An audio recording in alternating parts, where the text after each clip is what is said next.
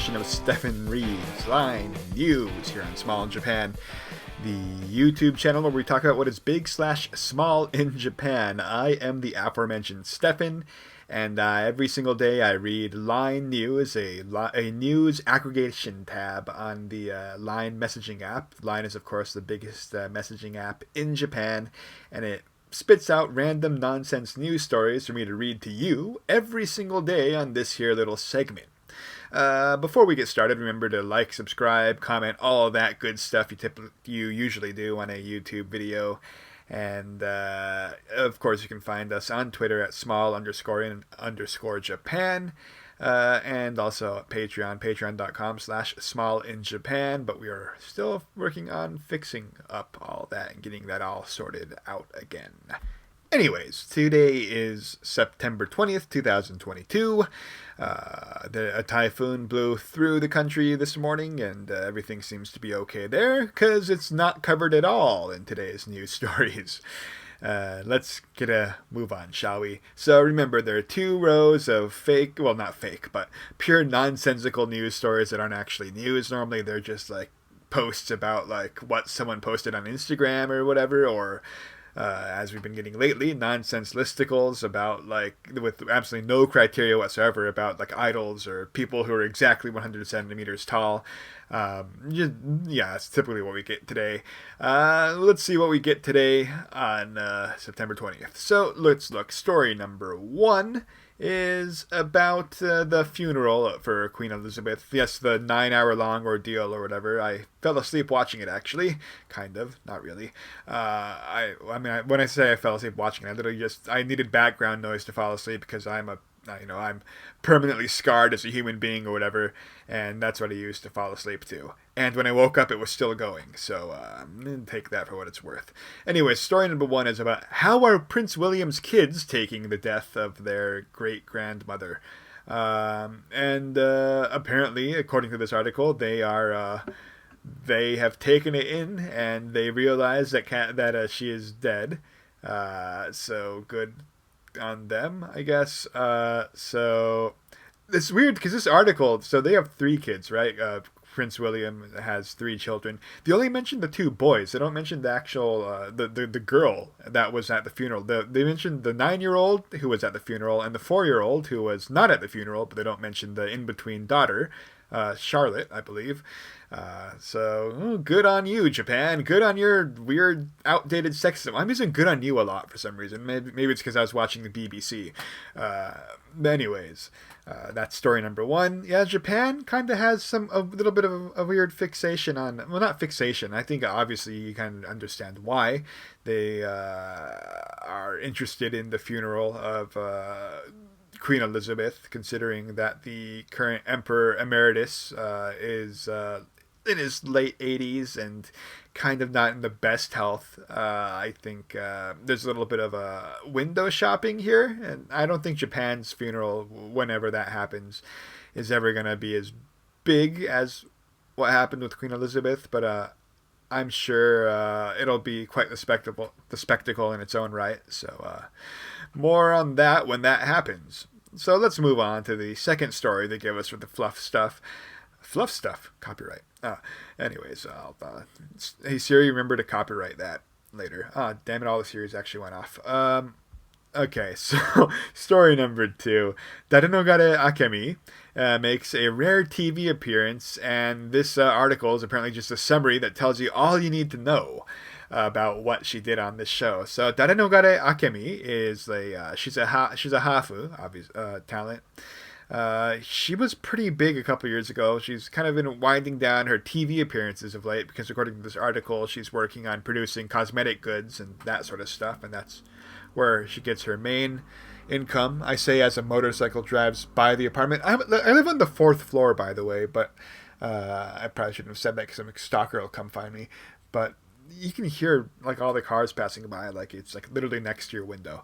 Anyways, what was I talking about? Okay, so she was pretty big a couple of years ago.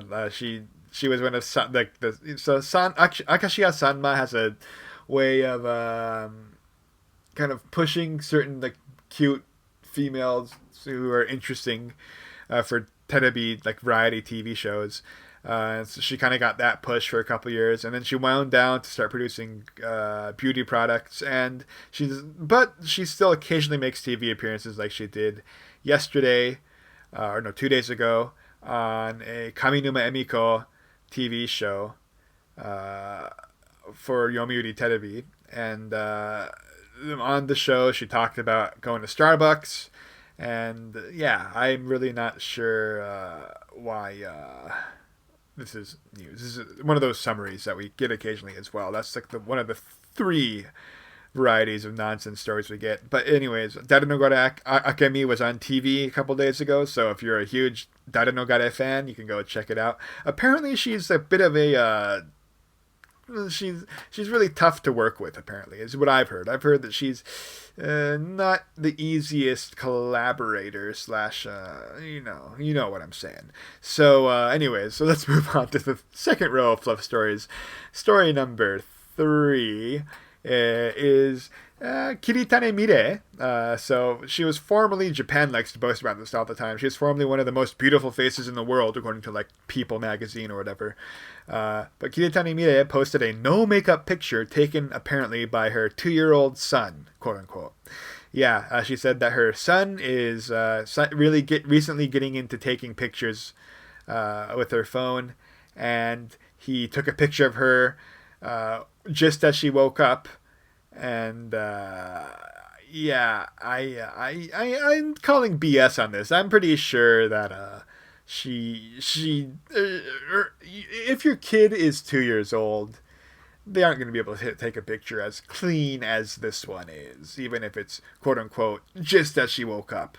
And anyways, there's also a huge paragraph section about how cute she looks from all of her Instagram followers. Yeah, this is also a trend that we see in the Japanese news articles here. Every single article has like a whole paragraph about what did people think on her comments. So anyway, she got married in 2018. She had a kid in 2020 in July, so that makes her kid 2 years old. So I'm not a parent, so I can't say how advanced most 2-year-olds are, but I don't think a 2-year-old would be able to take a picture like that. Anyways, let's look at story number 4. So, story number 4, the actual story should be that Watabiki Sayaka, I would say that's so weird. Watabiki Sayaka announced her marriage, but this article is mainly focused on what she's wearing. Yes, it's one of those, while announcing that she was married on her Instagram post, here's what the picture attached to it was. And she's wearing a white wedding dress. And she announced that she's married and that she is grateful for all the support and from her family and from everyone else. So congrats to her. She is a musical actress, apparently. Mostly she does musicals. She's been overseas as well, not just in Japan, but she was in The Beauty and the Beast at the Hollywood Bowl or whatever, according to this article. And yeah, so she's married. Congrats to her. And congrats to all the fans commenting about how cute she looks who are featured in this article. Yes, as usual. Okay, so that's all the fluff for today. Let's look at the actual news stories, the actual stuff that'll affect the comings and goings in the future days here. Story number 1, and this is a big one in multiple senses of the word. So the Japanese property values, like the collective property value of Japan, has risen for the first time in 31 years. This is a big deal. For years, Japanese property values kind of been flat/low. So like Tokyo and like Osaka are pretty expensive, right? And they're getting more and more expensive because more and more people move here and move out of the countryside. But they say thanks to remote work becoming a bit of a thing, although it's not as big of a thing here as it is over in other parts of the world. People are selling their mansions, and by mansions I mean like their condos and their apartments, and kind of spreading out a little bit more. And this is kind of helping boost property value outside of Tokyo a little bit. But when I say boost property value, I mean that the national property value has risen by 0.1%. 0.1%, not even like 1%, 0.1%. And it's barely risen. But this is a huge deal because Japanese property value has been falling or staying flat for years. And, I mean, any success, any change is good news, I guess, in this one.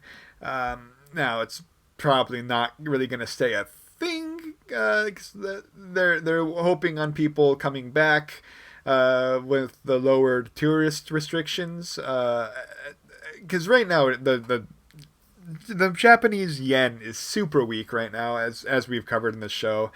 It's probably going to get to like $150 per 1 yen, or per 100 yen soon. No, it's going to be $1 for 150 yen, which is like super cheap. That is like back in the day, a pack of Yu-Gi-Oh cards used to cost 150 yen. So just think you can get one for $1. You can get a whole pack of like 10 Yu-Gi-Oh cards, and that is me showing my age there, and also like whatever. But yeah, so no, I mean, it's considering how bad Japan's economy has been doing lately, I guess it's not the worst news, but we'll see if this does anything in the long run here. Next up, we have a story. So the typhoon blew by, but so long story short, I guess not long story. Okay, I'm waffling here. There's a long weekend this weekend again for the autumn equinox, and they're saying that this long weekend is going to possibly be affected by heavy rain. And there's also a new potential typhoon forming south of Japan. So that typhoon that we just had blew through this morning, but in 3 days' time we're going to get hit by more rain and the potential typhoon after that. So yeah, the weather's not doing that great. Hopefully no one had any big plans for the 3-day weekend. I certainly didn't. But if you did, stay dry. So, moving on to story number 4 here. Oh, there's also, by the way, I was kind of scrolling through the story as I talked. There's also a dumb picture of like what to do if you think there's going to be a lot of rain. It's like prepare an emergency pack. Yes, good idea. Look for where your evacuation zones are. Also a good idea. And clean your storm drains. Yeah, so obvious stuff there. Okay, so moving on to story number 3, the last story of the weekend. So this weekend there was a go-kart accident up in Hokkaido, and so it was like an event to drum up interest in like driving or whatever. And there's a go-kart section. And an 11-year-old was driving a go-kart, crashed the go-kart into the crowd, and killed a 2-year-old by accident. And today, Toyota, who was kind of running the event, and 4 subsidiary companies, or I guess not Toyota itself, but it's 4 Toyota subsidiaries, all apologized for the death on their websites. So it's yeah, I mean, Japan is not really a car society for the most part, but yeah, this sort of stuff happens in the non-Tokyo parts of the country. There's still lots of drivers there. And to, I guess, promote Toyota, they had an event. They let an 11-year-old drive, and now, well, a go-kart, and now a 2-year-old is dead. So that hopefully his family is gonna cope or figure out how to survive that. Okay, so thank you guys so much for listening. You've been great. I'll talk to you guys tomorrow / whenever. Until next time, this is Stefan signing off.